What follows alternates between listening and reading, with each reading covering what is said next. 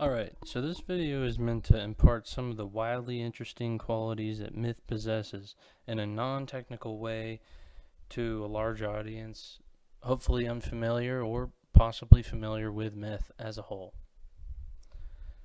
So the first thing I find really interesting about myth is the capacity for myth to sort of predict and explain a transformative environment of the world around the people who tell the myth. So the example for this is sort of like succession myths, which are narrative units, stories really that depict hierarchies and transitions of power from one or more generations. And from one story to the next, these are particularly potent stories able to portray power in a personable and relatable imagery.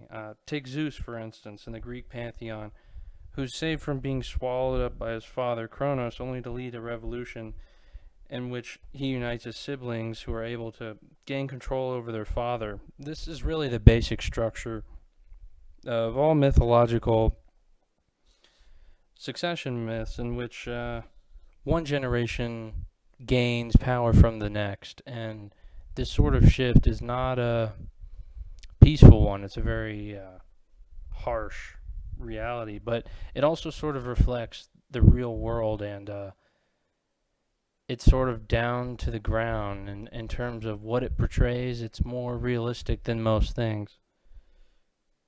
It's not merely an explanation of the world as it is. It's a lot more than that. It's explaining in some sense why the divine craves power and then why humans follow that sort of modality. The basic structure, really echoed in many mythological traditions, sort of allows people across time to conceptualize how their own culture evolves. Sticking with the Greek examples, Greek tales and myth usually provide explanations for the world and why the world was the way it was. These explanations are called etiologies. And I'm just suggesting that the core stories of many myths explain why social and political change happens. This change process usually comes about because of the divine struggle, which has and always will be happening in the mythological context. Staying with Greek myth, Zeus constantly expunges threats to his rule, despite his domain over the heavens. The divine abode is never a stable domain.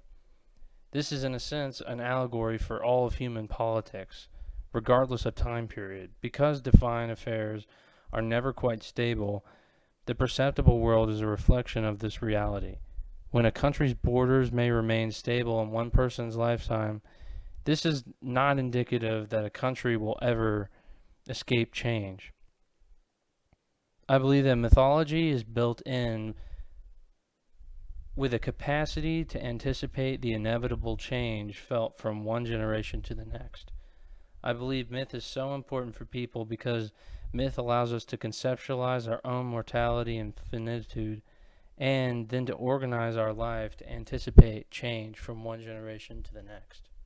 Thank you for watching, and please continue to watch my explanations, especially concerning myth. Thank you.